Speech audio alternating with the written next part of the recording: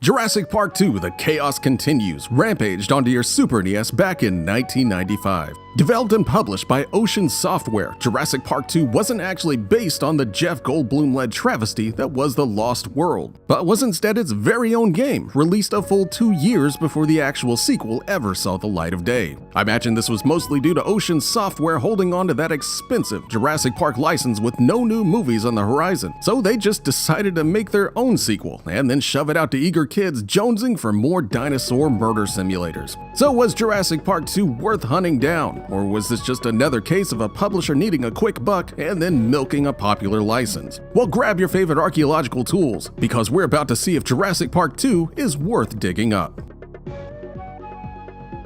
Start the game up and you're treated to an impressive, fully animated and voiced opening cinematic that tries to explain why you'd be insane enough to go back to a dinosaur-infested island. Turns out that John Hammond's main rival, Biosyn, get it? Biosyn? Is out to capture dinosaurs for their own evil purposes. Hammond, meanwhile, apparently having gone absolutely insane, wants to reopen the park for visitors and needs you to clear out the Biosyn guys while somehow making the park safe enough to open it again. Basically, the plot's nothing more than a flimsy crutch holding up a game that's just all about army guys shooting at other army guys with some dinosaurs thrown in for good measure. And as you can probably imagine, the story completely vanishes as soon as you press the start button. So let's just go ahead and do that now so we can get this over with.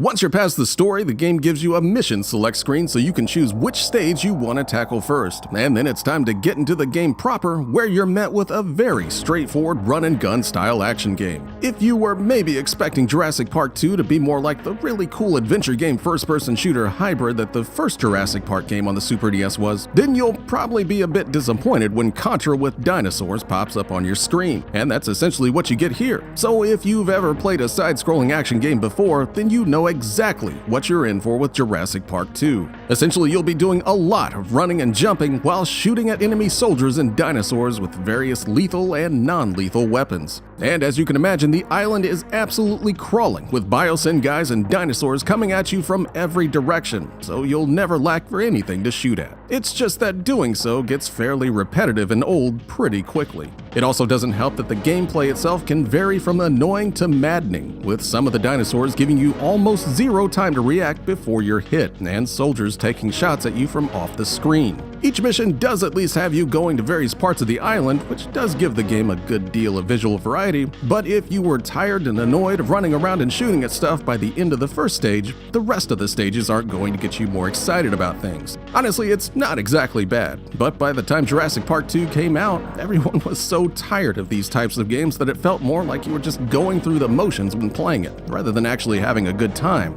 and that's exactly what it feels like here.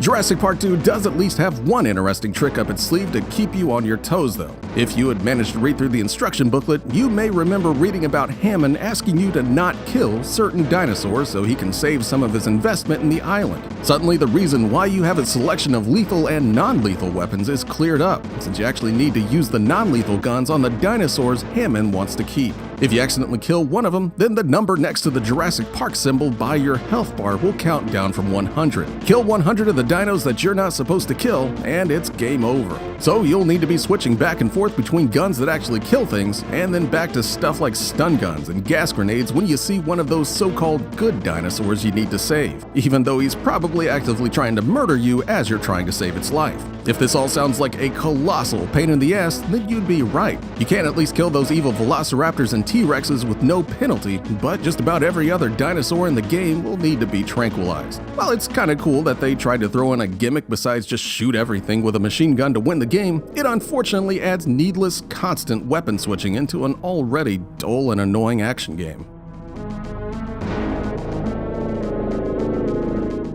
While it may have finally been nice to get a pure Jurassic Park action game on the Super NES, no one really seemed to care when it actually hit shelves. Maybe if this was the game that came out when all the original Jurassic Park games were coming out 3 years prior, it might have gotten a much better reaction from fans and critics alike. But by the time 1995 had rolled around, the whole Jurassic Park craze had long since fizzled, and Jurassic Park 2 was met with a chorus of tired sighs and average reviews from critics. The game does at least look and sound great, but all the cool graphics and animated cutscenes in the world probably couldn't have saved Jurassic Park 2 from being anything other than the obvious cash grab tossed out by Ocean Software to squeeze just a bit more money out of that Jurassic Park license. Even so, Jurassic Park 2 isn't awful by any means. I mean, if you're in the market for a mindless run-and-gun style game with the Jurassic Park name slapped on it, then you might not be too disappointed with what's on offer here. And if you got a friend around, you can even play it cooperatively, which was a nice added bonus. For the rest of us that are already drowning in far better Jurassic Park games from the time though, it's probably not worth excavating this toothless dinosaur of a game to play.